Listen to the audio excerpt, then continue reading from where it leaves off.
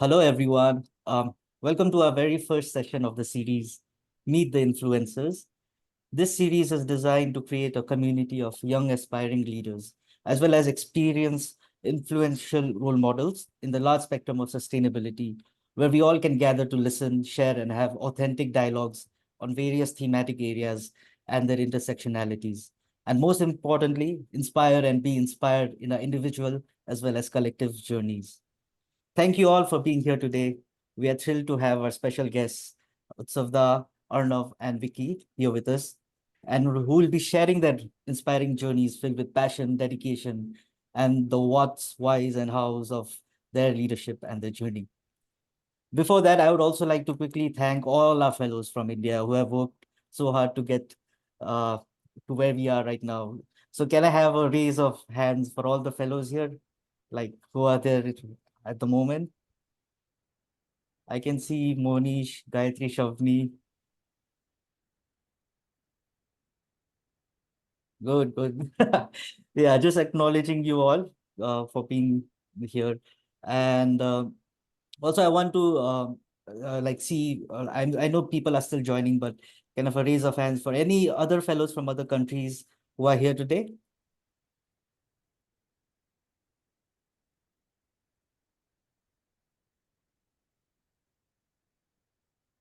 Oh, but seeing Moon. Hi, Moon from Vietnam. All right, cool. I guess we'll still have more people joining us. But for now, I hand it over to Utsav to start the session. And yeah, before that, just a quick gist about Utsav. Like he has been, I started my journey of permaculture with him at TIEEDI Forest Garden, and he's so far been a great mentor and also like the big brother that we call Utsav. So, I just wanted to give that context. And so really great to have you here. Uh, take it forward. Thank you, Nihal, and hi, everyone. It's an honor to be here, and thank you for taking your time to attend this session. And today, I'm gonna not come in as an influencer. I actually do not understand that word, but I'd like to tell you the story of TD and what has been the journey so far. And before, however, getting into that, I'd just like to bring in the context of why we are doing what we are doing, right? So let me just start by sharing my screen.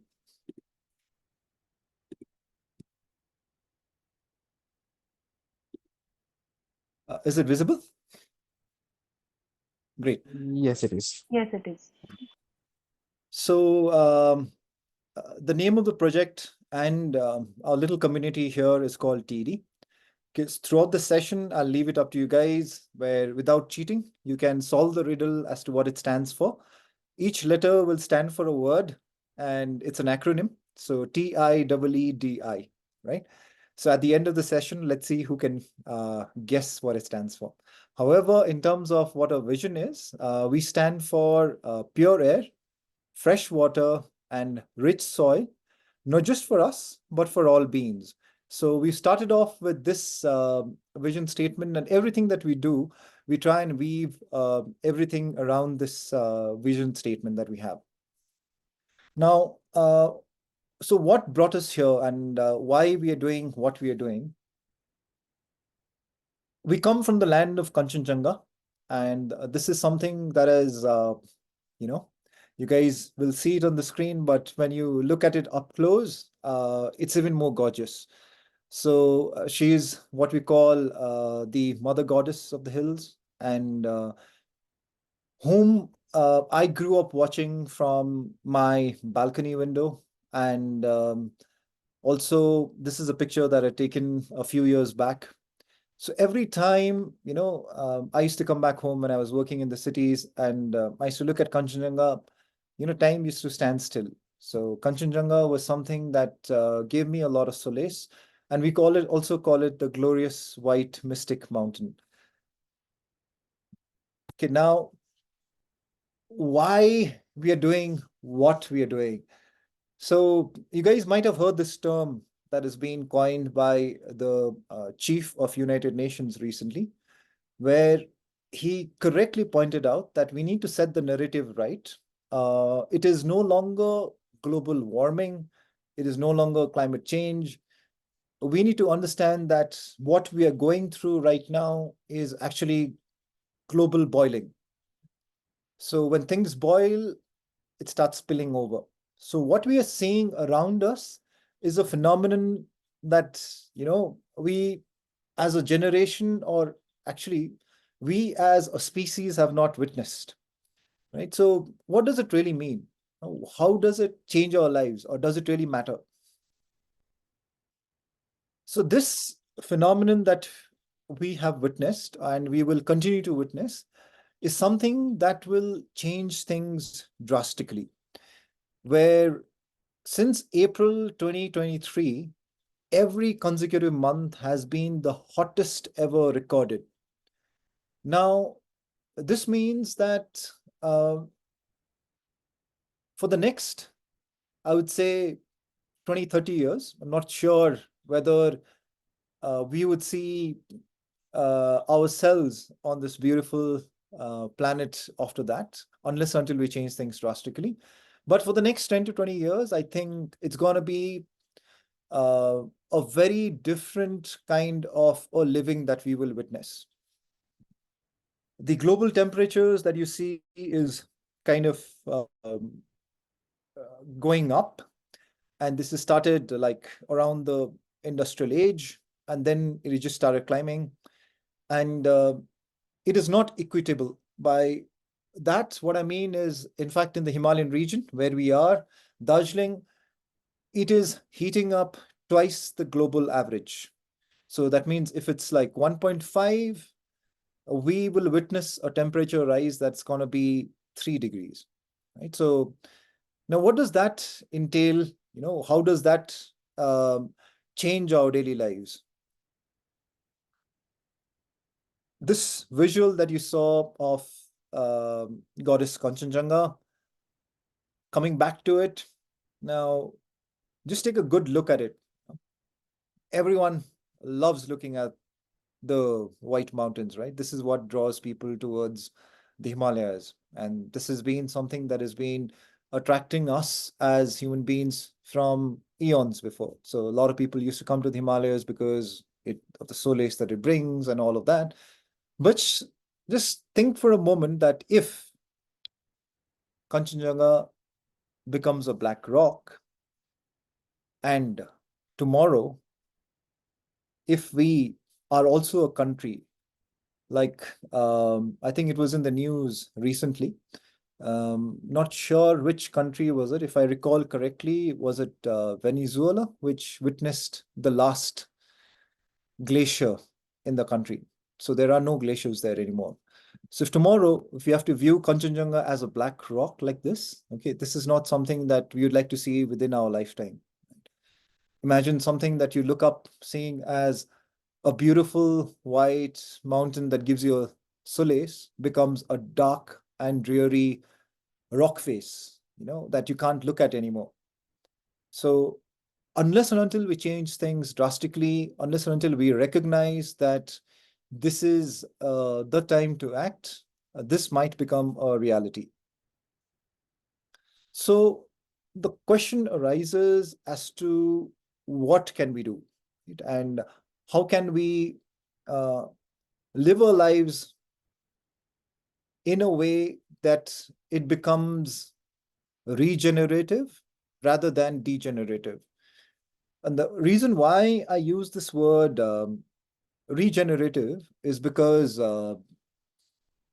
being sustainable is actually no longer sustainable. I know it's a strange statement to make, but to think about it, if you go by the definition of the word sustainability, uh, it would mean that you're trying to meet the needs of the present without harming the needs of the future. Okay, so that's your dictionary definition of the word permaculture.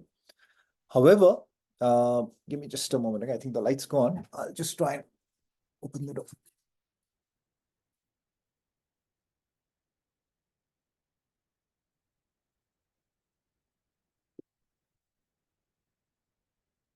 Can you guys still hear me? Yes, we can. Yes, yes. Yeah. Okay, great. So if we are to do things differently, then we'll have to recognize it as such that we need to do something different. Being sustainable is no longer sustainable because if you are going by the definition of sustainability, it is defined by need, right? But need again is not something that is equitable. Like, for example, if I say tomorrow you go and work in Delhi, right?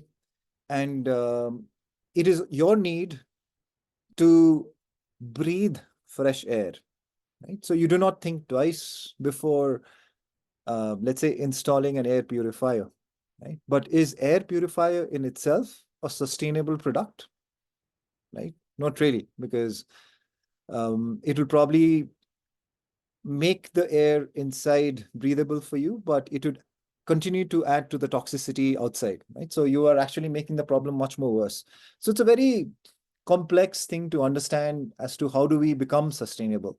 So that's where I think the word regenerative has a very resounding meaning, because it would actually entail that if you are taking X from the system, you are not just happy with like giving back X, but you would like to give back X to the power of Y. No, that's how Mother Nature has been working throughout. It is very regenerative, right? In a forest, if you look at it, things are absolutely, in sync with each other. I mean, a tree is there as a support to the climber, and a climber is there as a support to the other organisms that's there, right? So a forest that way is very regenerative. A coral reef is very regenerative. The other side, if you look at it from an x-axis, is that if sustainability is a midway point, then being degenerative is towards going zero or even minus, whereas being regenerative is something that is healing, not just for you, but also for the entire world in itself. So I think that's something that that I'd like you guys to hold on to, that particular word called regenerative. Okay, so one way that you can get regenerative is this thing called permaculture, right? So Nehal just used the word some time back.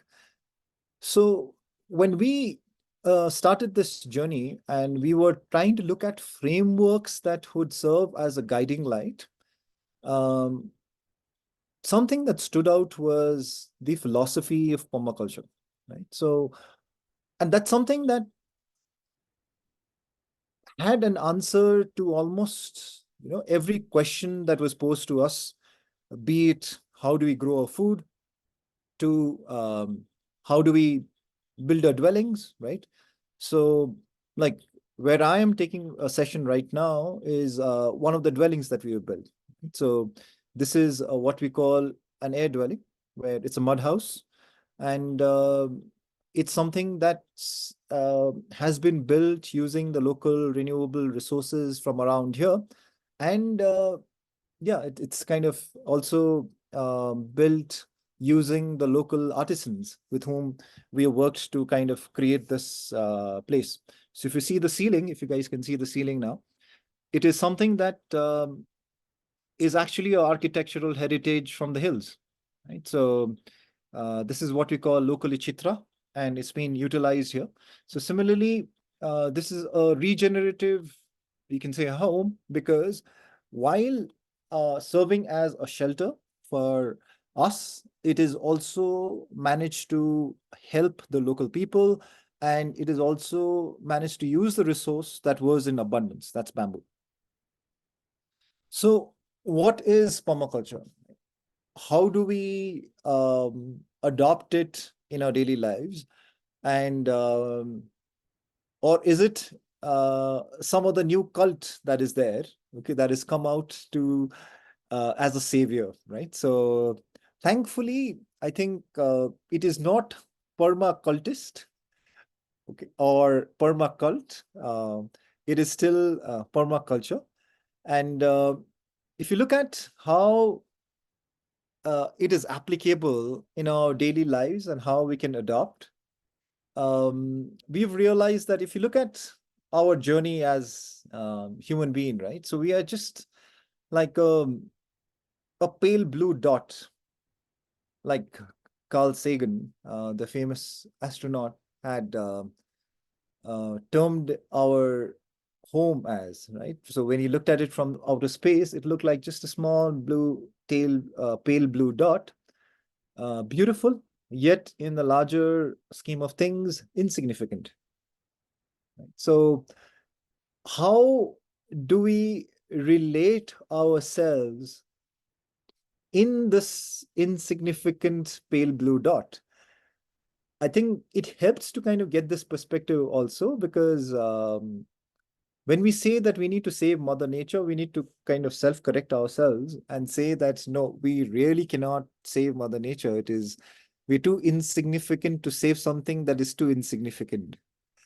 But what I really mean is that in the larger scheme of things, whether we are there or not, things will move on, and in fact move on probably better. So if you take, let's say, the community from a place that is being making a river dirty, the river will come back in a couple of years, a couple of monsoons, and the river will be bountiful as it was. But what we are witnessing right now with what is also called the sixth mass extinction is that we may no longer be there to enjoy the beauty of this gorgeous place that we can all call home, right? So I don't think there is any other place as of now discovered that has got the amount of life that it can support in the cosmos. So life will go on in planet Earth. Like Mother Nature will go on. It is us whose existence is being questioned, right? I'm not sure if you guys can hear that bird in the background. So that's one of the birds locally saying hi. Okay, so that's what we call a bukuyo chora. So unless until things change drastically, what six mass extinction really means is that your springs could get silent. We might come into a situation where our generation would probably be the first one to have witnessed the chirping of the birds during spring, and also a silent spring where we do not hear any more birds. Right. So when we looked at permaculture, the more we got into it and more we started, understanding what it entailed about, living naturally, growing food naturally, going beyond so-called organic farming, we realized that it is actually going back in time.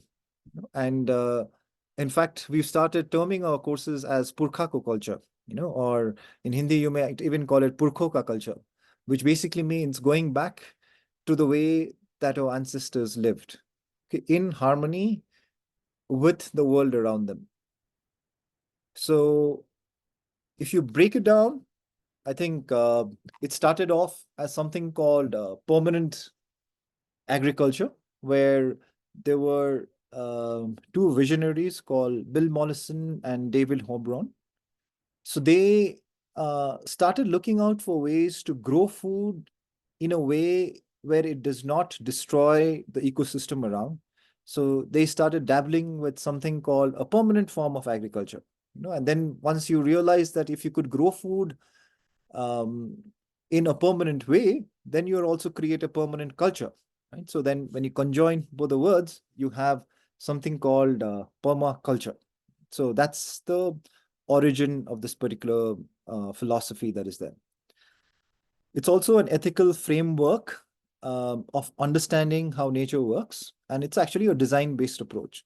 So it's a lot about mimicking how things happen in Mother Nature and trying to see whether we can mimic or copy what we can do, rather than saying that, hey, let's conquer this particular hill, or let's conquer this particular lake and build an apartment on top of it, and then live happily ever after. But what we recently realized in Bangalore is that you might go ahead and do that, okay, going against the laws of Mother Nature, but then you might run out of water. And even if it's to, ironically answer the call of nature, then you have to probably go to the mall because there is no water in your apartment complex. Right. So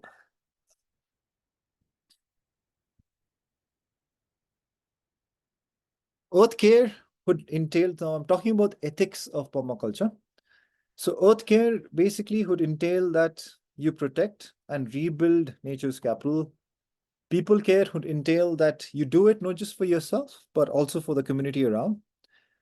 And fair share would entail that you live simply and ensure your resources are fairly shared with others. So, the simplicity of permaculture is something that serves as a guiding light for us to overcome some of the everyday problems that we see around us.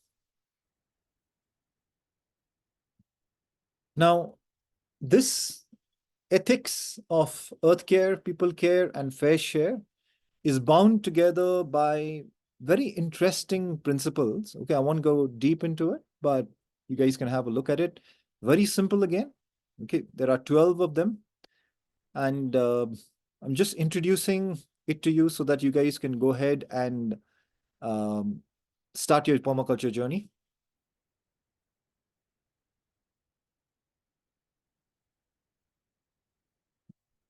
Now, how have we implemented permaculture here? So where we are located right now, this was the land, let's say, when we started off in 2016. Okay. And where I'm sitting right now is also very close to where this place is. Let me see if I can flip the camera. Okay, so I'm just sitting just below this particular space. And what has happened is that over the years, this land organically chose us, you can say, to work with it. And earlier, the goal was very simple, where we wanted to see if we can transform a dump yard, okay, where people had dumped their trash for more than, let's say, 20 years, and see if we can build a food forest around it.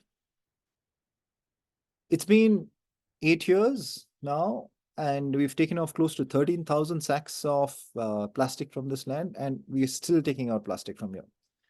So the rivers around were clogged with plastic. And in fact, the river that flows right through TIEEDI, it took us 9 months just to kind of clear up the trash that was there before. So initially, when we started off, it was like, an impossible journey. And the place that we are located also is at an interesting junction, because we have people whose aspirations are to tune into the market economy and swim along the tide to get people to consume as much as possible and be part of the market economy, where they can open up a shop by the roadside and sell people momos and chips and tea, and at the end of the day create almost 10 kgs of trash every single day. And when I started off, there were 5 of those shops. Now we have 85 of those shops around us.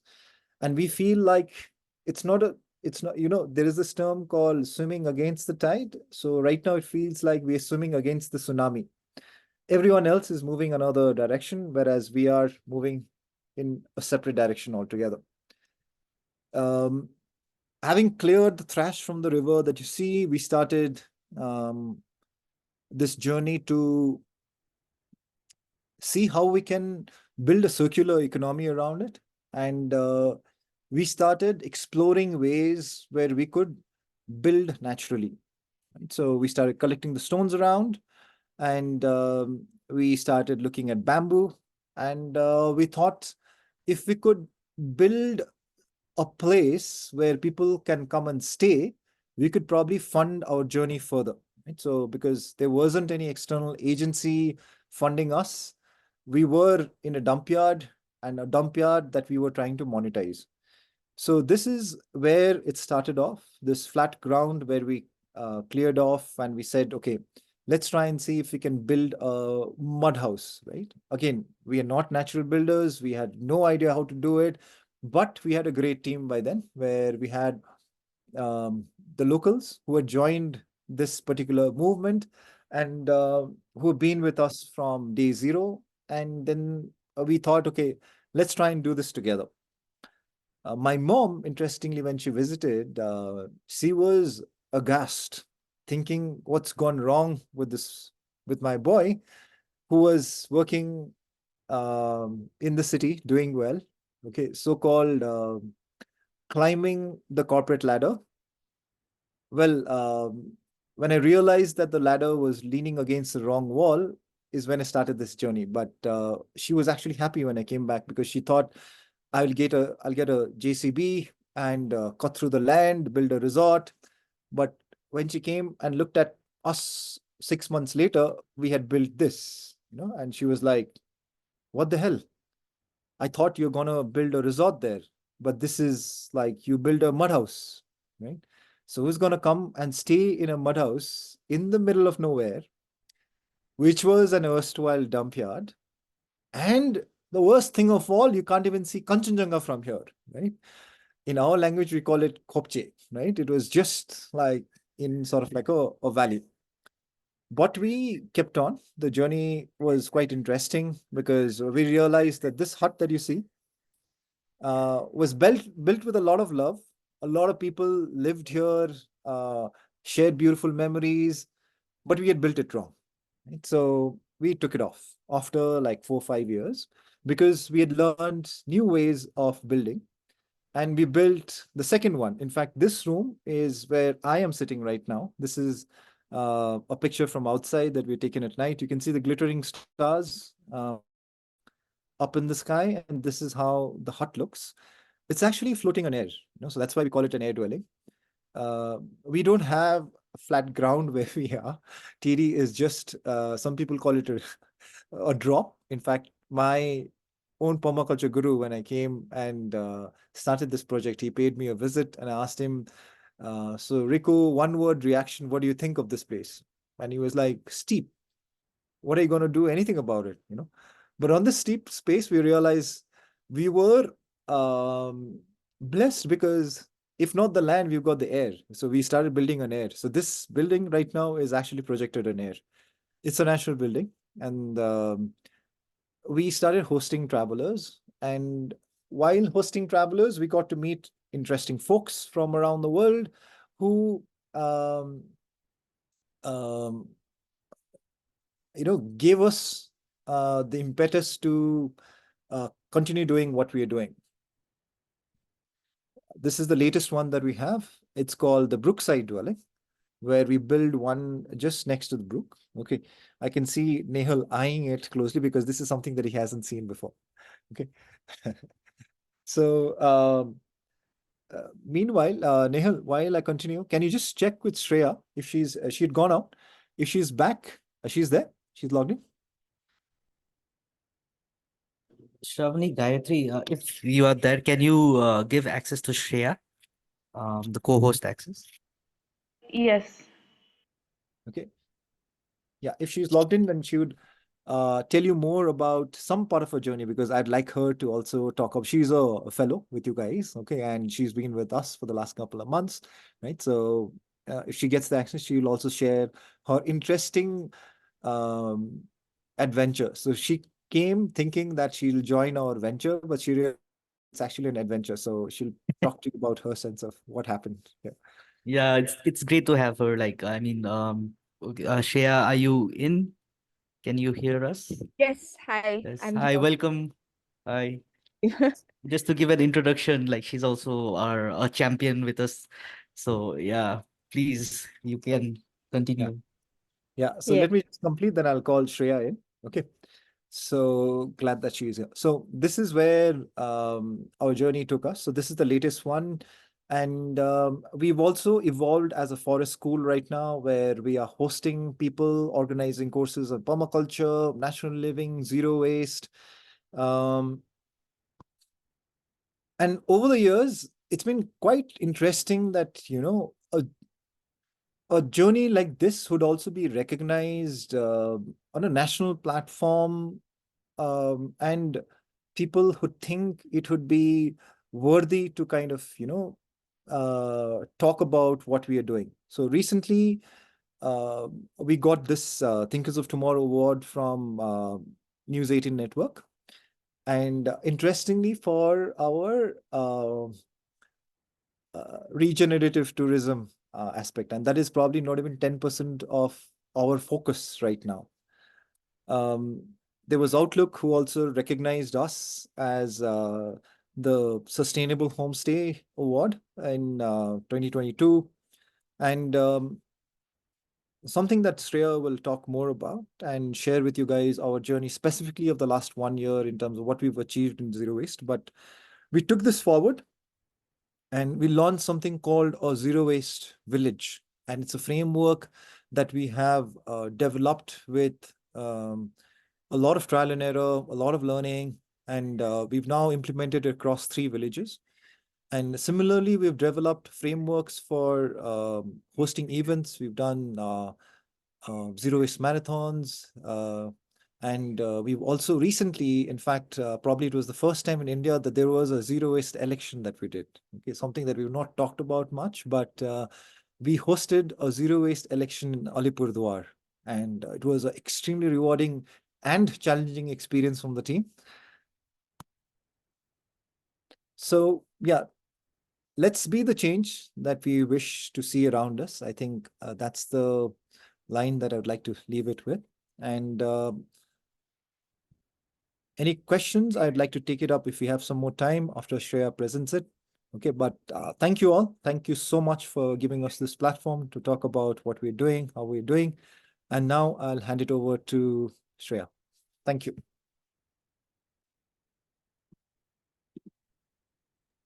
Utsow, one quick question. So sustainability is something, it's not, it is expensive every time. Like, how are you managing all these things there? In terms of how we are, finding a way, you're saying, in terms Yep, of finances? right. Yeah, so these huts that I just showed you are ones that we let out to tourists. Okay, that's one way that we have funded our journey. We also have an eco store where we get a produce from our place, from the local villages, and also from elsewhere in India where we have product alternatives. Okay, so as opposed to what people think that you should not think of money, in permaculture, you talk about something called getting a yield, So we have tried to sustain ourselves in a way that there is livelihood generation in the village too. So right now the team is 25 people strong. So we have 25 people in TIEEDI who work on all our projects together. Yeah, interesting. Sounds good. Thank you. Thank you.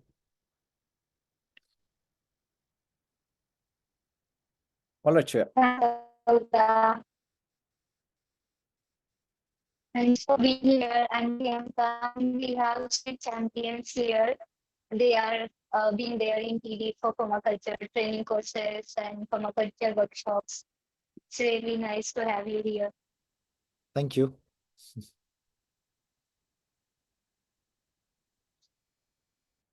Nupur, you have raised your hand. Do you have any question?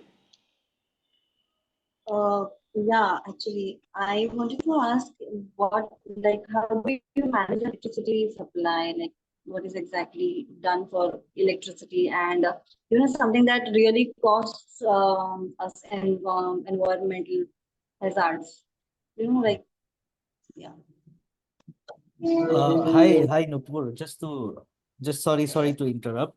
I mean, this is a very important question, and I think Shreya can cover that for you as well.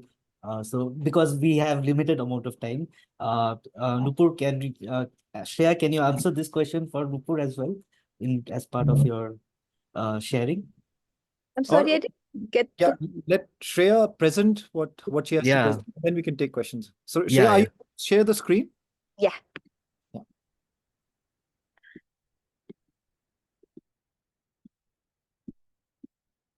Can you see my screen? Yes, we can. Yes, yes. So, hi everyone. Good evening. My name is Shreya, and I'll be giving you a little bit of an overview of what we have done in the past 1 year. Just to give a little introduction about myself. So, I joined TD about 10 months back as the project lead for the Green Mile project. So the Green Mile project is essentially our waste management project where we have sort of curated these zero waste villages and a zero waste model that we are currently working on. So to quickly just give you a little bit of my journey on how I started.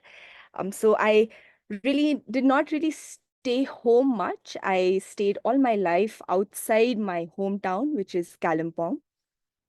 And when I came back after almost 10 years back home, I was really shocked and devastated at the state of what my beautiful little hometown had become. It was just a place where there was so much garbage all over, all over the town. And I was really shocked, coming back after 10 years, after completing my schooling, my college. I was very excited to come back home. And I came back, I entered the main town, and I was just devastated. There were just piles and piles of garbage, and I just could not understand why this had happened. So, what I actually realized after doing a little bit of research and trying to understand what really occurred, um, I realized that in the mountain areas, we cannot have dump yards. And so that was my main learning, because what had actually happened was that there was a dump yard, which was established back when the Britishers had come and occupied this area. So there was a dump yard which was very close to the town.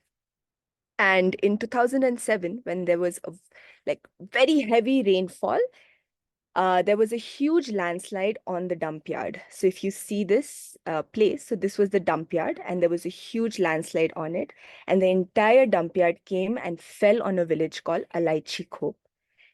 So this was a very interesting learning for me. Actually, what had happened after this whole disaster happened was that the people of the village came. Sorry.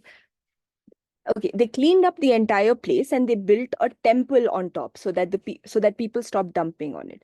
This was a really interesting mix for me, that how a disaster impacts the social structure and how religion comes into play, etc. So I decided to go deeper into this and actually do my master's in disaster management, in which I learned a lot about the various disasters and the vulnerabilities of our region. How I came into TD was another very interesting story. I actually came to TD for a hula hoop workshop, and I'll give you a little, why this is actually why I'm putting this in my presentation. So I came to TD to give a hula hoop workshop, and I ended up giving this workshop to some of our zero waste warriors, biruas as we call them, our little saplings, group of girls that TD is mentoring.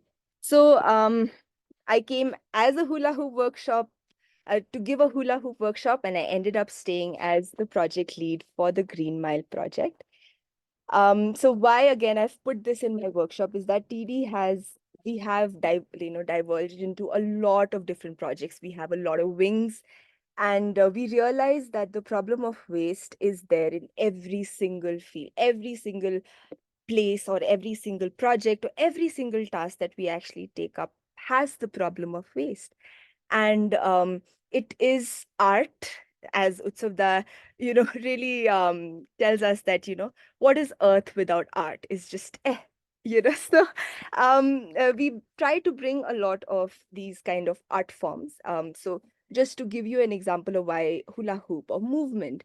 So this kind of thing really helps us, like just imagine that I'm giving you a presentation. How much, would you really retain from that presentation? But just imagine a bunch of, these hula hoop artists or flow artists or just acrobatics and people telling you a story that is more impactful.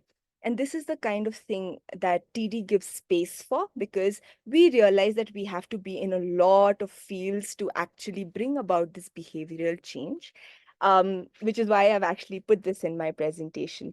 So now coming to the major chunk of what I'm presenting to you, I basically want to show you what we have achieved in the past 1 year.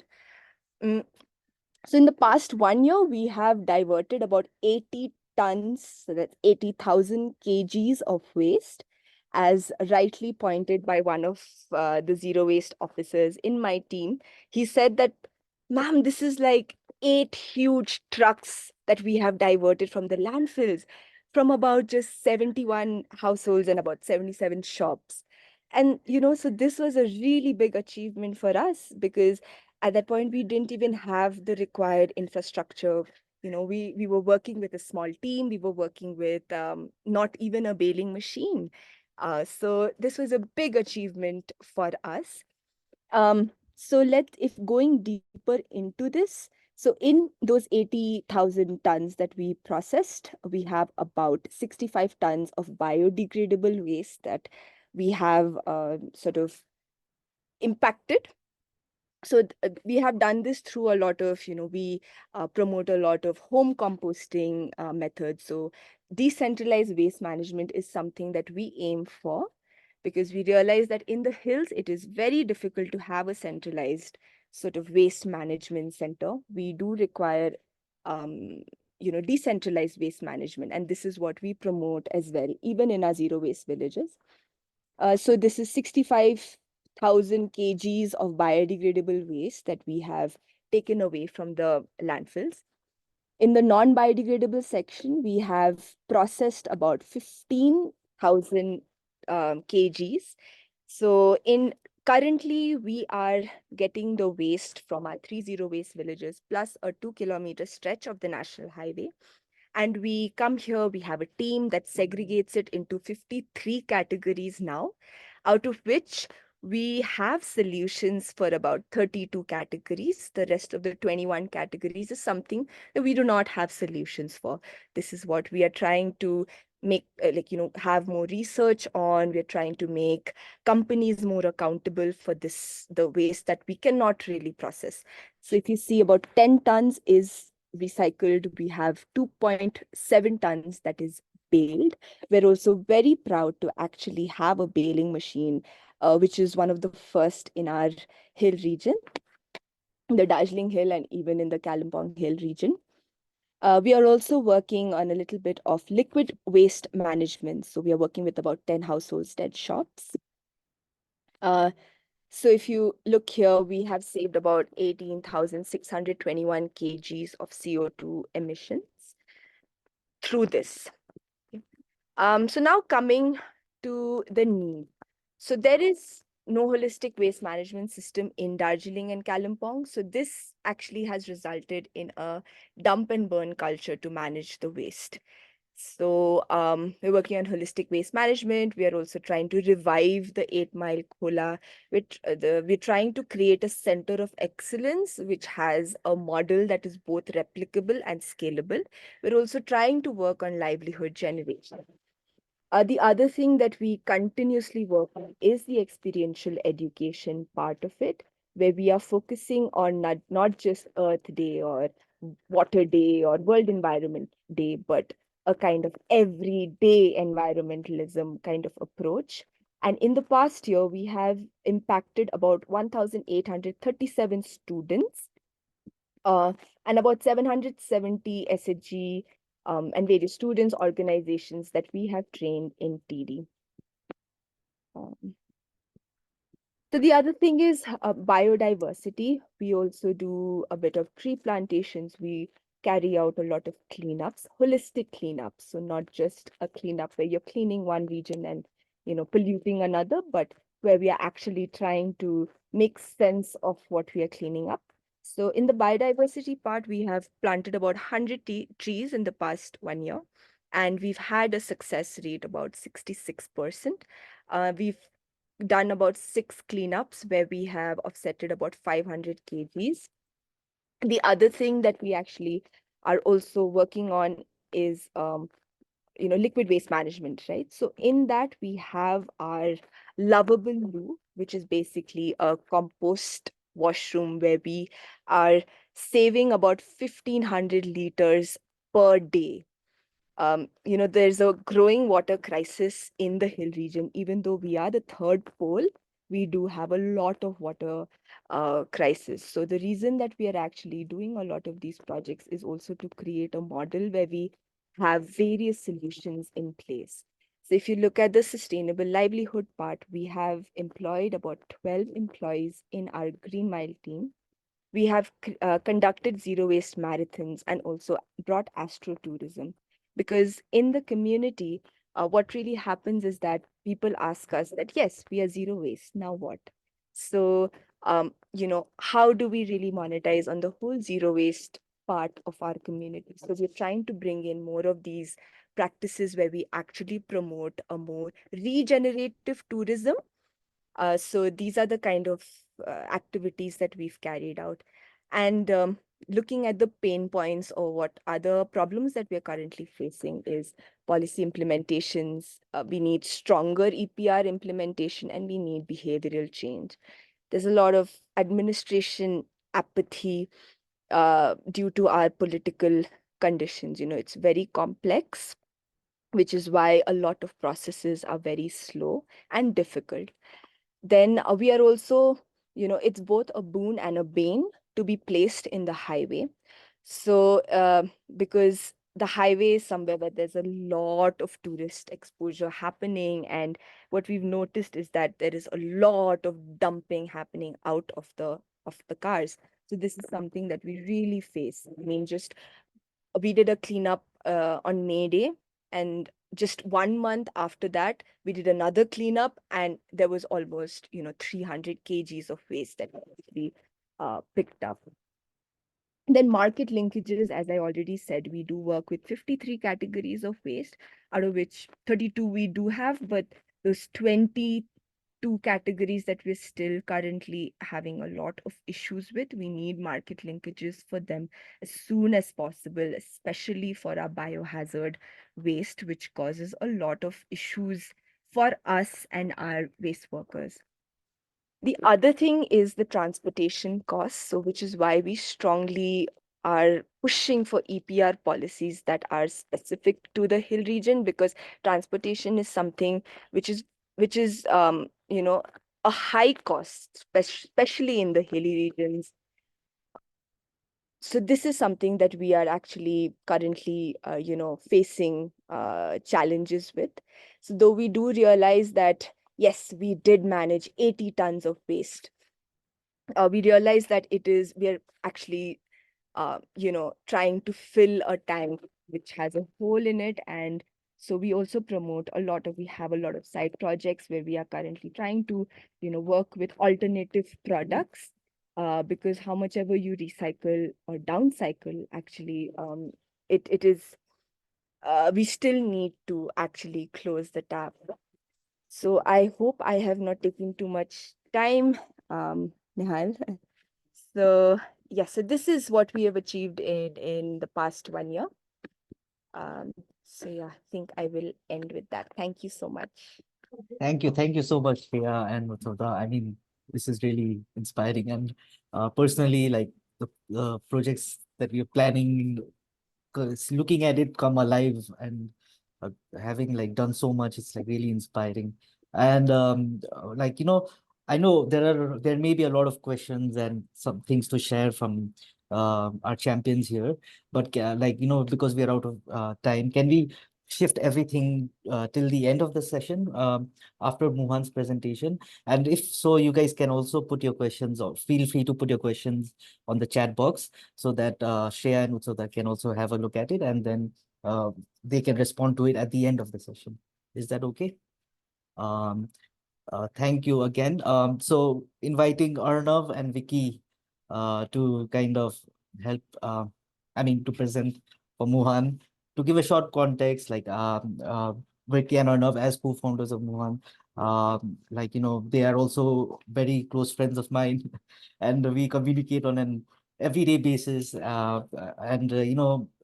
Yeah, so just, yeah, let them take it over. Why not? Like, just go for it. Arnav, you can start.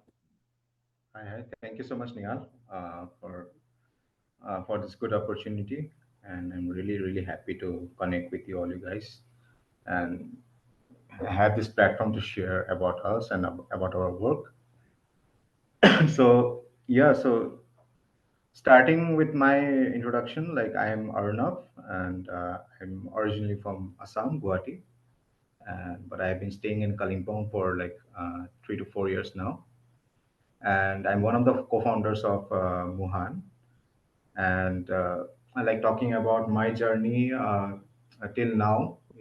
So I have been doing different experiments, and mostly I was traveling to this like rural areas, like mostly to villages all around this northeast, like in different places in Nagaland, in Arunachal, in Sikkim. And then the breakthrough came like when I came to Kalimpong and started living there. And I already had some ideas, and I was very much concerned about the culture, mostly about the culture of the people that I found when I was traveling to these remote areas. And I was very much like you know amazed, and by the richness that the area has, because I belong from the eastern belt of India, and there's so many indigenous communities, and everybody had their own rich culture and this thing. So this was pulling me, inspiring me to go more deep. And when I started living in Kalimpong, I could like firsthand see the culture of the people. And I started living in a village called Chuikim, so which was very untouched at that time. So, and they were practicing traditional life only, like what was there from very before, and completely untouched by internet, completely untouched by other things. So I could first and see, and I could see so much culture, so much knowledge, basically that we didn't had, being from an urban area, because my upbringing was more in the urban areas. But I could see so many, important lessons that could have been learned from these people. And slowly I started living, and then I could see the influence of tourism as well in these areas. There was a large influx of tourism, and in our areas, in this belt, like because it's a mountainous area and it's beautiful, so people have this aspiration that tourism can be a viable thing for them, can be a livelihood opportunity for them. And most of the people here are ambitious, about tourism, but very few people have proper idea that what tourism is. And then in our areas, I was seeing that there was so much inflow of tourism, but hardly any ownership of the communities. Mostly like people from outside were controlling the tourism here, and people here hardly understood. And then slowly I could see that tourism was also leading to fast changes of, it was one of the reasons where people were changing their culture, to fit the culture of the people coming from outside, because they thought like they have to do something extra, they have to do something artificial for them, because people from the cities will come, and then city people have a different culture, and they are mostly transforming themselves towards that culture. That I found quite unnecessary, and it was quite alarming for us also. Like the very fact that rather than tourism becoming a positive impact, it was creating certain negative things as well. So all these things, was we were observing, and then I met my co-founders as well, and they were also exploring on their own. And slowly we started thinking about these things, and then slowly we formed this thing, the form Muhaan. So to bring these things in action, because in our areas, in rural communities, theories and this speeches and lectures don't really work actually. So it's mostly action, and then Muhaan was like basically the action for us. Yeah, so that was my introduction. I think Vicky can introduce himself. Yeah. Hello. Am I audible? Yes, yes. Oh, yeah. So, hello and good evening, everyone. Thank you, OMLAS, for this beautiful platform and this opportunity to share our work and our journey. And thank you, everyone, for joining here today. And yeah, my name is Vicky Sharma, and I'm from something. It's a small village. It's a small forest village, in Kalimpong district. And so, my childhood and my school days I spent in the hills only, in the villages and the hills. So I'm very closely attached with the rural setup of the hills and the culture, So soon after I finished my school, didn't uh, d- uh, I didn't go for like further education, and then I started.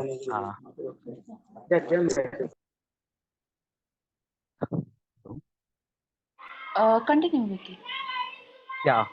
So soon after my school, I didn't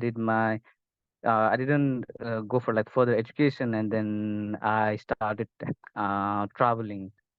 So I traveled to many places, mostly the remote places, and then I worked there as a volunteer in schools. And then I got this opportunity to see the culture and the tradition very closely, and I really appreciate that. And then from the very young age, I was very much fond of culture, people, and the like the village.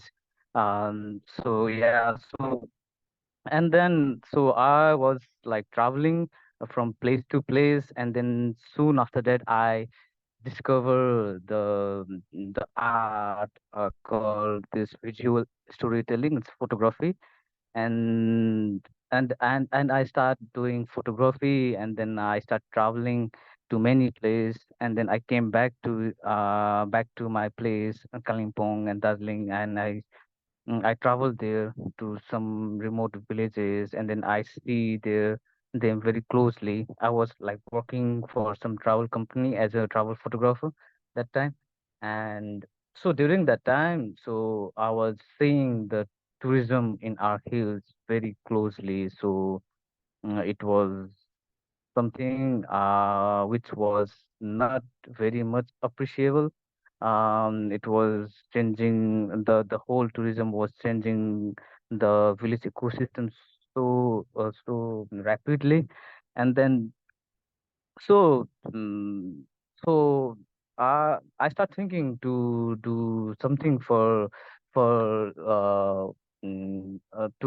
make people aware of like what tourism is, and then but there was no way, because everybody is like running towards this commercial tourism thing. Everybody is very fond of making big houses, and then some very big tourist destinations and all. And so it was very uh mm, it was not so easy to make people understand. So yeah, in that way, I made Arunavh and some other friends, and then we stayed in Trichem for like 2.5 years, and then we just stayed there and we observed the community. before that we hadn't stayed or like worked closely with the community. Only in Trichem, during the stay of Trichem, we got to know about the community very closely and the challenges and the opportunities as well. So yeah, during that time while staying in the Trichem, very unfortunate thing happens while we were working for like to make people understand about the tourism, like the sustainable tourism and then the sustainability and everything. In that very time, this big highway project that came to the village, and it was so big that the whole the dynamics of the village changed rapidly in the snap of like the fingers. And so it was very much challenging for us to make people understand about the sustainability, about the sustainable tourism, because all these big projects, it was like developing so fast and they were bringing so much of money at once in that remote corner of the hills. And then people were, like they were like unmanageable in first place. I should say, yeah. And then so that was like very biggest challenges for us to like how to take our vision or our thoughts to the community.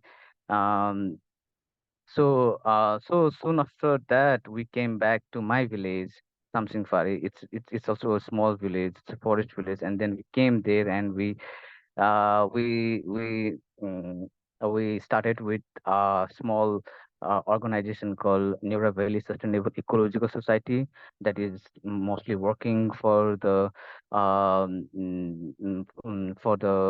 forest communities, for creating an awareness and um, um, mm, biodiversity conservation and most of like like conservational education for the forest dwellers, forest communities. And after that, um we came to we started Muhaan.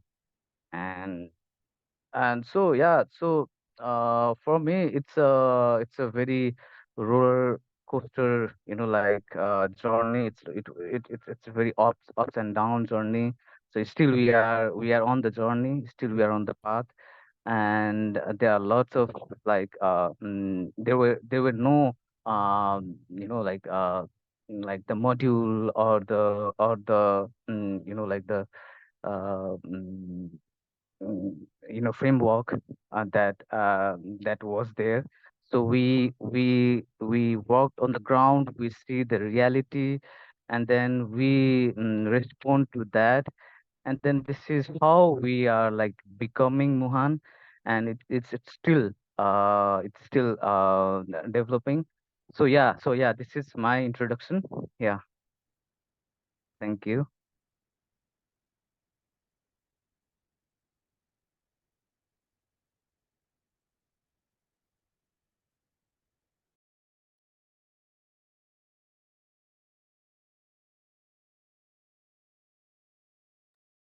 Hello, hi, Arunavh, are you there? Yeah, I'm there. Yeah. Should I continue? Yeah.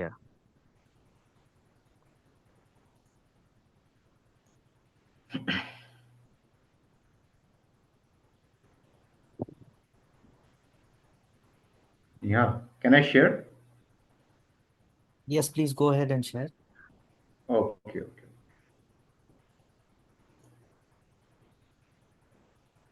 Is it visible, right?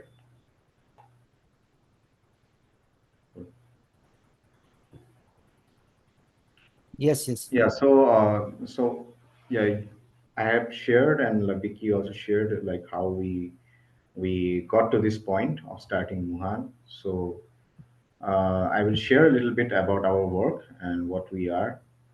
So basically, Muhan, this word means source.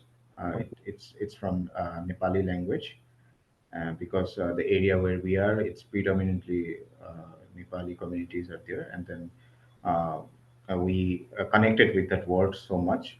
And Muhaan is like an old word, and then it's not used so much nowadays, but it means source, and it is reflective of the work that we are doing, because we are trying to find the source, of everything, and trying to conserve it. So that's how we gave the name Muhaan for our organization.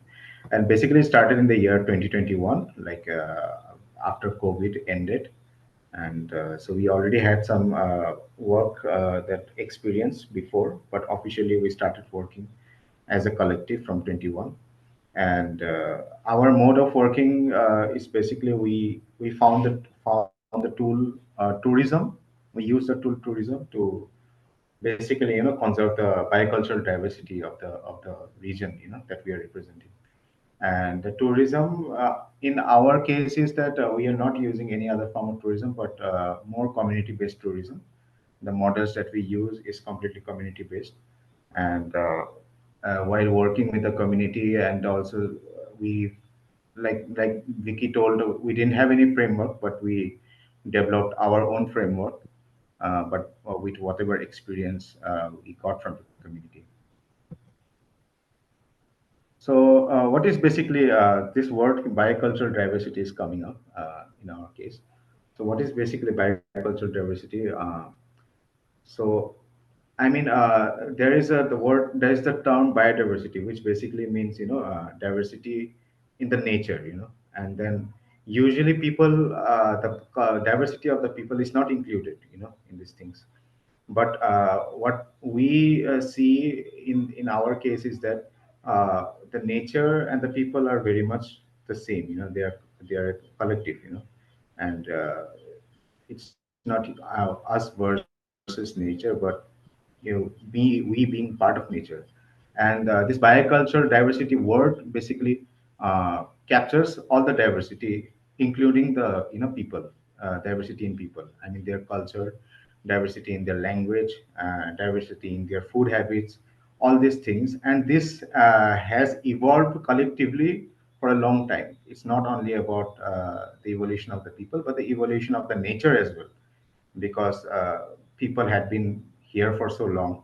So both have evolved together, and the diversity that we see currently is the evolution of both. So that is what we understand by the word biocultural diversity. And so our tourism practices is also trying to conserve this whole diversity of the ecosystem, that we where we work, like these remote areas where people are still very much connected to nature, and their culture have evolved for many years through their interaction with nature. So I want to start with how we started our work, and we have to talk about this place called Parenta. So it's a very remote village in the Indo-Bhutan border, and it's in Kalimpong district. So this is one of the first communities where with whom we started working.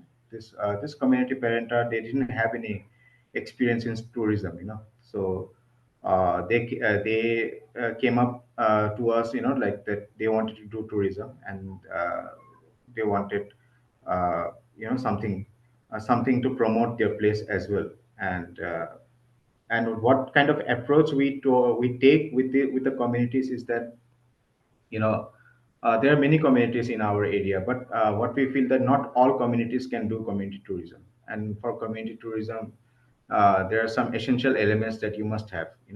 First thing, that community should be very united, and secondly, the community should be very much ambitious, and have a collective goal for their community. Usually people have a very individualistic goal, but with that kind of perception you cannot do community based tourism, right? So everybody has to have a collective ambition for their village, and this parental village was like the perfect fit for us.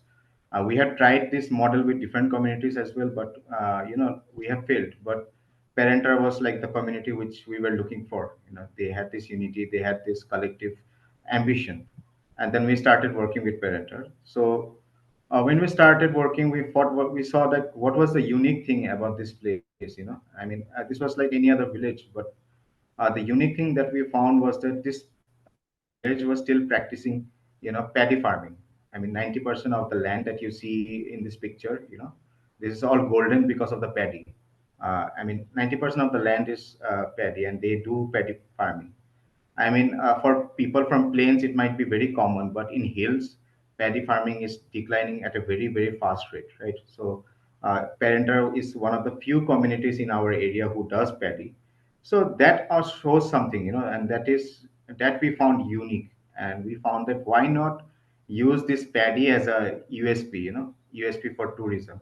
And we found that this paddy was connecting everything, their culture, their heritage, and all these things.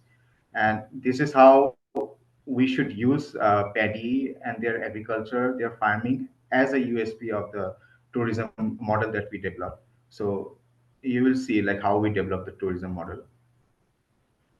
So the first, just for a trial, we did one event. So with them. So this is Asar Pandra event, Asar Pandra festival.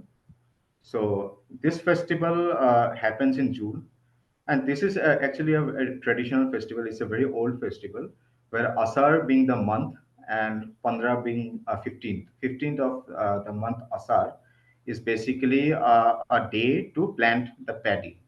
And this was, this has been practiced for many, many years, mostly by the Nepali people, the Nepali community.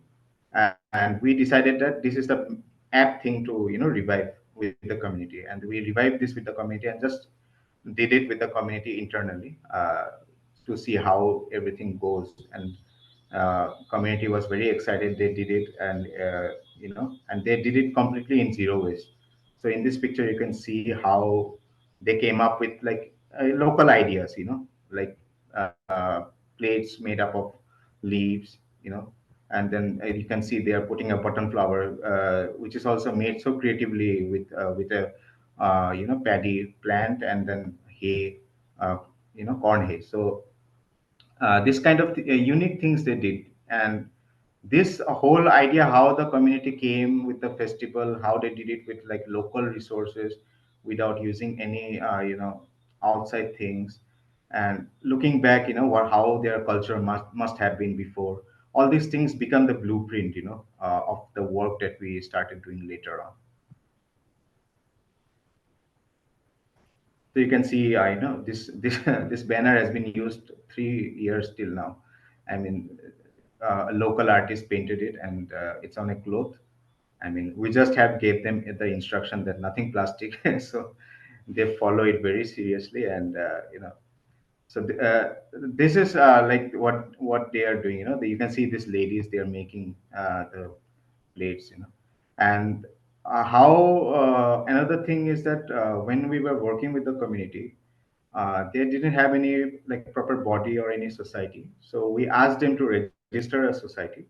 So you can see Parental Nolong Umang Welfare Society. So that's the local society that they registered later on. And now we collaborate with this society for these events. So now they are the central body who covers everything. So this is a key aspect of community tourism as well, like how you establish this local responsibilities.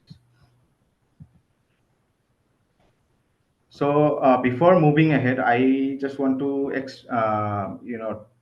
talk about the aspect of storytelling and creative conference, and like how uh, Vicky was saying that Vicky is from a background of photography. I am also have a background of music and filmmaking, and there are other people. So we have a collective of people who are from different backgrounds. So if Vicky, you can share us about the the role of creativity arts and how we are working with our collective. So Yes, yes, sure. Uh, so we believe art is very much important in like actually it's important in like everyone's life. But while working in this kind of field, in this kind of platform, or working with the community or working collectively, so I found art is very much important. Um, since we as in Muhaan collective, we are not just two people doing all these things. We are a bunch of people from different background, from different art practitioners who are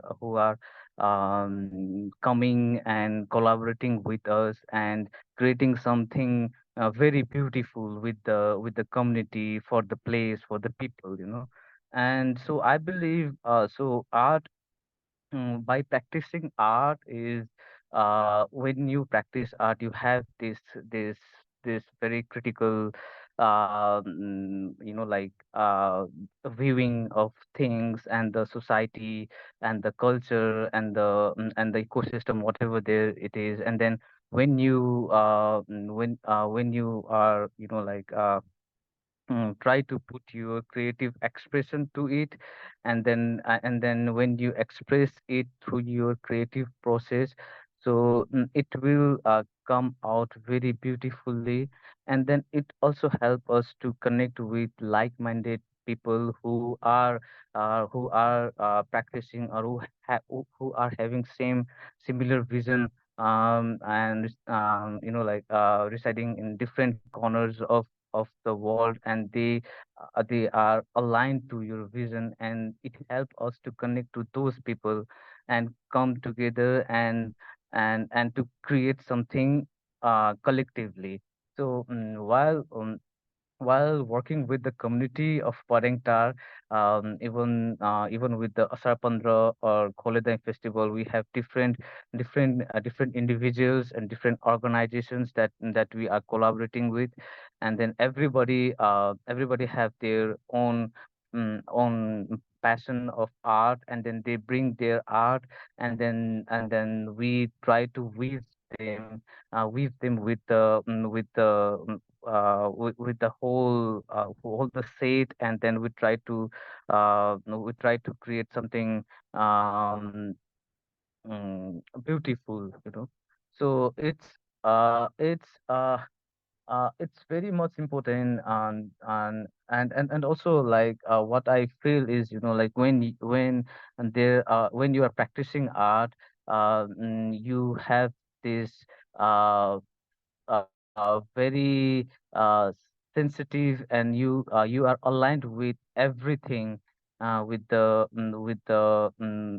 are very careful to say. So yeah, it's very much important. Um, so yeah, so if Nihal also wants to add, he's also a very good, um, with he's also very, like, very passionate with art. And if Nihal also want to add something about this on this topic, it will be very beautiful. Yeah. Thank you. Yeah, sorry. Yeah, thanks, Vicky. I mean, like Vicky was talking about, and Arnav also kind of gave a gist of how Muhan as a collective is not just about, you know, a couple of young leaders coming together, but what we try to have is like a community, a collective, which does not, you know, limit itself to boundaries, and it doesn't limit itself to creativity. So at the same time, when it comes to art, any medium of art, how we try to kind of, you know, focus one component, a major component of one being, you know, visual storytelling, or even like, you know, oral documentation. Like, so what are the ways to go about? And Vicky, being a photographer himself, like a learned, self-learned photographer, and also being part of like, you know, different networks, Confluence Collective being one, which is a photography circle in the hills. So how, like, you know, Vicky being associated with different similar collectives that he's interested in, and how he is contributing to Muhan through his art, through his passion. That is something like an example of how you would see the collective grow as one. And Arnav, coming from various like, you know, different expertise, from an engineering background, coming to the hills, learning a different language, just to point out, like, he's from Guwahati, and he speaks Bengali, I think. but like coming here, speaking, learning that language, just for the passion and the love of the place says a lot of things. And I think him being the glue that holds the collective together, Vicky coming from Forest Village himself, knowing everything about like the people there, that kind of building that trust, and like how also keeping space for like how the community can grow by like helping them do things like that is something that I wanted to share. But again, coming back to the topic of creative practitioners, how like we try to bring in various artists, musicians, movement artists, as well as incorporate like designers, architects, and help set up like for our events, like one example of what you saw in the Harvest Festival, the Khole Festival, and everything is, we try to make everything zero waste. The stage itself for the first two editions was made by bamboo. uh, Everything in terms of the decors were made of cloth, natural dye cloth materials, and all the things that you eat with and you drink in are like leaves and bamboo. So the design aspect, yeah, Arnav is also showing that a bit over here. So the drone view is something that you see there, and everything is just like on a rice field, basically the harvested rice field. So the idea is just basically, if you're a photographer or and it doesn't even matter if if you're an artist or not, if you're just passionate about it and you get your hands dirty, that's it. Like, that's all we want. And just being there is something that the collective is about. So yeah, thanks. I think I took a lot of time. Yeah, yeah, Nihal. So, like adding your onto your point, what you're making. I mean, not just about like photography, and then you can see like in Kholedai why took out this topic, because Kholedai couldn't happen without the confluence of different people from different backgrounds. So like you can see in this design, so our challenge was to make it like a very local and then sustainable, and make it zero waste, that what we started in Asar Pandra, right? And this Kholedai festival was basically the harvest festival. And we had the option to do it little bigger, and the first festival was like we could do it because there were so many voluntarily people came and supported, like people performed for free, because the people love the concept and love that they are supporting a community, right? And then uh, that kind of opportunity as an artist, hardly you get, and but you want that thing. And there are so many festivals all over the world and in India and wherever, but hardly, it's my personal experience, I've seen very less community engagement, but that's something we wanted to break, with Koledai. And like when we got the opportunity, like it's been 3 years now. And so talking about this design, you can see this. So there is an architect group from Sikkim. So they are like a full-time architect, but they also took this challenge, that design a festival, and that's something new for them as well. But they have been doing it. So you can see like they use all these clothes, which is dyed naturally with the people. They teach also the community like how to do it. The idea is that it's like an exchange, like whatever execution they do it, but they put it some designing expertise of them, and like how they have done it. And Koledai is basically, a celebration of harvest. And when we talk about this word dye, so dye is again a very old process, which is done after the rice is harvested. After harvesting of the rice, there are some processes still left. You have to separate the grains from the paddy. And for this, people do a lot of things, like they remove the cow that you can see here, or in circle. But people used to dance also, before, in older times, people used to dance over the hay. Let me see. I think I have a picture also. Just a minute.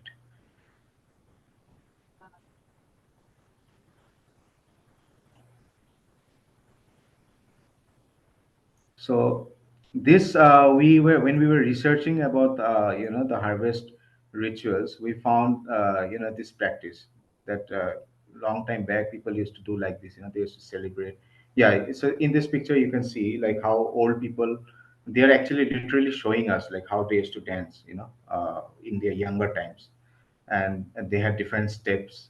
And then they were also sharing that many people have found their partners, during this kind of gatherings. So what used to happen is that when there was a harvesting happening, uh, there used to be there still exists in that village, there is a barter system. Okay, so for example, in my farm, harvest is happening, so my neighbor has to come, and then when my neighbor is harvesting, then I also have to go. And so it was like a celebration time for them, because you get to go to another farm, you work hard for the whole day, and then in the evening you dance and do all these things. And then people were sharing their stories that they have found their partners, during those meetups. And being India and Bhutan being very close in that area, people from Bhutan also used to come. So it was very interesting, but these things were not there when we started thinking about this. But we were hearing these stories, and we thought that why not convert this concept into a festival, so Koledai festival was born. And then taking on this idea, we then bring a lot of cultural groups from all over our areas, our nearby areas. So it's all traditional performances from the different indigenous communities that exist in this area. And in the daytime, everybody is comes and showcases their culture. And many cultures are very rare, some of the performances that they do. And in the evening, we have this. Sorry, uh, in the evening we have this folk musicians from all over India, Nepal, and we specially curate folk musicians only to go with the thing and with the concept. And we are also trying to create a different platform where we can, promote folk musicians, folk artists, because you know they are also trying to conserve their culture in some way. So it resonates with us. So that was about Koledai. So, the topic is about the conservation of biocultural diversity. So, this is one way through like local festivals. We are trying to conserve, the culture, because, like I told, how paddy is an integral part of Parentar, and now you understood, I think, through this both festivals, like how the stories are intertwined, how the biocultural diversity is intertwined with paddy. And we made paddy and tourism like a we married it, so without paddy tourism cannot happen. And so people have to do paddy, so that is a way. And another way I want to show, like that's through another kind of program that we developed, that's called Living with the Forest. That's another different kind of approach to biocultural diversity, and it's more serious, more educational. So, like in Vicky's conversation, I think he mentioned about forest communities. So, in our area where we are staying, where we are based, is something. It's a fringe area of Neora Valley National Park. So it's a protected area. And when we were staying here, we observed, a lot of things. Like being in a fringe area, there are a lot of challenges. Okay, it's like because it's a national park and there are so many restrictions. And then there is a existing narrative that conservation is will happen with minus people, so you basically take out the people from the village, from the forest. And these communities, they were actually staying inside the forest, they were dependent on the forest for their livelihood, for everything, that was like the part of their culture, talking if you talk about the culture. And what we thought, like why not give another narrative, narrative from the point of view of these communities. And this is how we came up with the Living with the Forest concept. And there's like 5 to 6 days workshop, which we hold it in different communities who stay in the fringe of forest, and mostly forest communities. And what we do is that we identify different knowledge keepers, and we also have this concept of knowledge keepers, where we identify different people who have like very important knowledge, important knowledge about the forest, important knowledge about the ecology, important knowledge about their heritage, maybe some very important knowledge about their oral heritage, and treat them as resource person, treat them as experts. They might not have a scientific degree, but they are, as a have their own knowledge base that is so rich and so important. So we identify people like this is MC Rai. So he is from a very small village in Sepi. He is a local historian and folklorist, and he has an immense knowledge about their indigenous community, the Kirati community. He has done some immense work in for the Kiratis, and then in such a remote area also he has done all these things. So we try to promote him, and people interact with him directly. They go to his place, they talk to him, and he talks about the heritage of the place, the history of the place. Being a folklorist, he talks about the folklores, the oral histories. And then there are other resource persons. From the right hand side, you can see Bobby Chan. So he is a silviculturist. We call him as a silviculturist because he raises saplings and he sells. This is his livelihood. He has his own nursery, and then he has an immense knowledge about the forest plants, native plants, how to raise saplings, when to plant, all these things. He has immense knowledge, and he got this knowledge from his own expertise, from the knowledge that has been passed on from generation to generation. He has not been to any big institution or anything, but he takes a session on silviculture. And on the left hand side, you can see a medicine man. He's showing the different medicine that he has planted in his area. So he has a session. So in that way, and then on the right hand side, you can see Asha Kumar. So he is a self-practicing, self-taught beekeeper, and he is very passionate about beekeeping and very passionate about conserving the indigenous bees. So, and he uh, you know expresses his own indigenous knowledge about the bees. And on the left hand side is interesting. This is Karan and his father. So his father was a shepherd. So when there was no national park, the shepherd used to keep their cows and everything inside the forest. Now the forest rules have changed. Now they have to come outside. Now the livelihood patterns have changed. They cannot keep the cows inside. But now his son, you can see in front sitting. So he has taken up from them, and he has evolved his livelihood into the churpi you can see on top. It's actually a hard cheese that he makes in his dairy and processes it. So we have a component of sustainable livelihood. These two pictures represent how in these challenges, in these very restrictions also, using their indigenous knowledge, their experience, they have evolved new livelihood patterns, which is again sustainable and without less impact to the forest. So as outsiders, we can take something from this, like how we can create livelihood without impacting so much. And this is very like this is how we can learn from them. Yeah. So Nihal, how much time we have?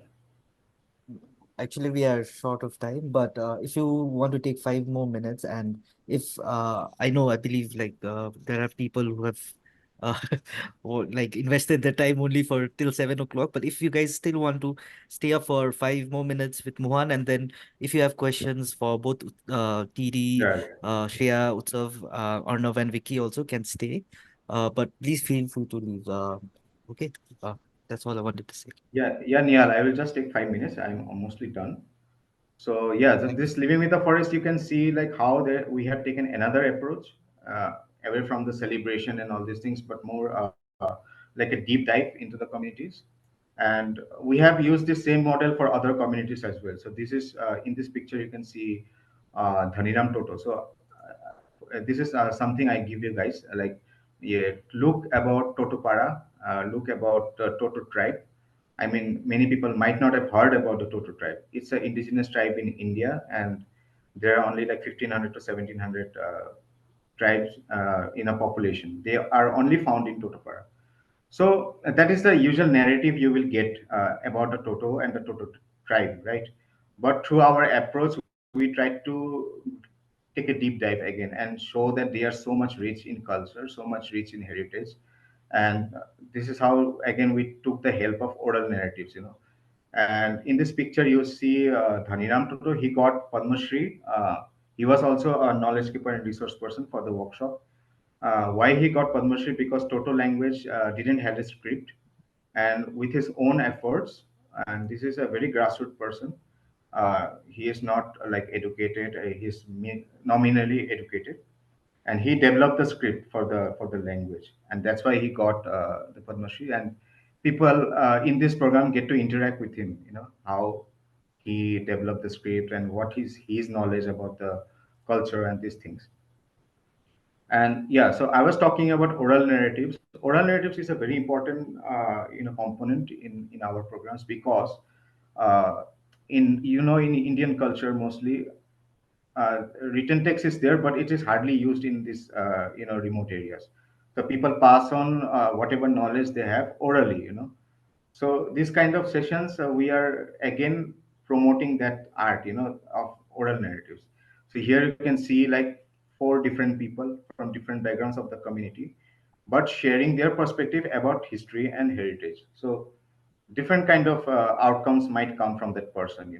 Some might be telling about the history of the place. Some might be telling history of their own life. How they evolved and how they changed. And these kind of things also come up during this program. So each program will be different. So oral narratives, the art of oral narratives is like that. It's not fixed, but it is what it is. It is how the knowledge has been passed from generation to generation. Yeah, so this is a different resource person, knowledge keepers who are talking. And yeah, these are different programs that we have been doing, the lecture trails. This is Gorsam Kora. We have now spread out. We have spread out to Western Arunachal as well. So Gorsam is a very old 8th century stupa. So we are also promoting one festival around this stupa. And another festival is Namchen Nekor, again in Western Arunachal. These are all Monpak tribes, and this is another ancient ritual where people used to go for pilgrimage to a hill. They go to a cave, and the whole community they go to this cave on a particular date. So we also identified and promoting this as a event. Yeah, so these are some of the things. I think we have run out of time, and I'm almost done with my presentation. Okay, Nihal, thank you so much, and all the team. Yeah, yeah. Thank you, everyone for staying here and listening to us. Um, it's really nice that you guys stayed and heard us about our journey and our programs. Yeah, Nihal. Thanks so much, Arnav and Vicky. And I'm so sorry to cut you guys off short because I feel like when I said people, please feel free to leave, I noticed no one left. That was something to realize. But Really I nice. I think it's the way I mean it's very inspiring to hear not just from you guys but also like Utsavda and Shreya, like the kind of work you guys are doing, and in different ways, right? Like the same, though it's an aligned thing, but the approaches are very different, and yet, not like clashing, but adding value to each other's work. Yeah, And yeah, yeah. yeah, Uh, yeah, Vicky, go just ahead. Oh yeah, so yeah, we haven't mentioned here about the marathon that we had done here in Yeah. Kalimpong district. So it's a collaboration with Kalimpong police and then and TD also. So TD was also there. So it was like one of the first zero waste marathon that was organized in Kalimpong district so it's a community driven zero waste marathon that we had organized, and it's again happening this year also. It's like so we strongly believe in collaboration, and coming all together, and then working on it. So yeah, so I really like this idea of connecting everyone. And today also I really appreciate that, and that everyone joined, and hopefully we'll connect in coming future, in some ways. I'm really hoping for that. Yeah, thank you, Neha. Sorry for cutting you off. Yeah. No, no, no, no worry. That's absolutely okay. We do have some questions on chat. One from Manisha says, no, sorry, not Manisha, Niyati. How did you get the inspiration to click pictures in such an effective and creative way? What inspired you to present your talent in such a way? So any one of you wants to go for this? I guess Uh, Vicky, since Yeah, it's for Vicky. yeah, uh, mm, so, there is no such theory or such rules. So I think mm, you just need to take pictures. You just need to be on the moment, and you just need to immerse yourself in the moment when you are taking pictures. I think so. That's all. What I can say, because I'm not like coming from like academic background, and it's like self-taught photography that I'm practicing. And um, yeah, I think that will work if you be very attentive, aware, and if you immerse yourself in that very moment with the subject and the and the surroundings. I think it will helps you. Yeah. thanks. I believe Nupur had a question for Utsav. If she's still there. Nupur, are you No, there? I can't see her in the chat. Oh, okay. Yep. Um, anyways, if anyone has any questions, please feel free to ask. We can spend maybe 5 more minutes on this and then close, if that's okay. Otherwise, we can close this session. If I remember correctly, her question was related to the electricity. How do they generate electricity in such a area? That was the question for Utsavda from her side.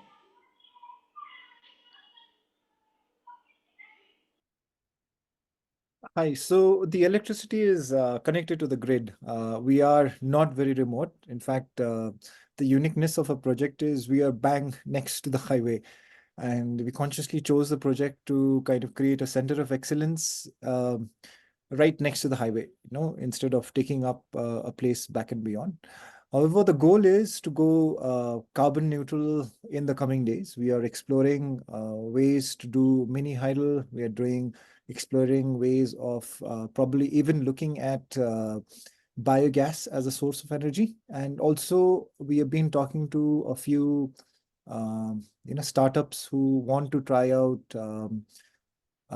wind energy in our place. We can't really go solar that much because we hardly have sunny days here. So just about 50 sunny days in a year.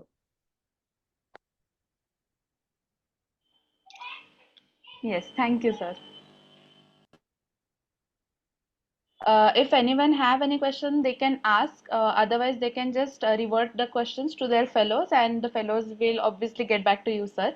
And we have a ritual here to click a photograph with our beautiful host with a beautiful smile. So I would like to request everybody to switch on their cameras, please, so that we can click a beautiful photograph. I can see still some people are switching on their cameras. Okay, great.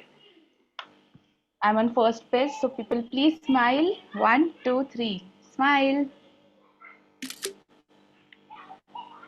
Okay, on second page. Wow, love the energy. Already they have turned on their cameras here. Yes. Thank you so much, everyone.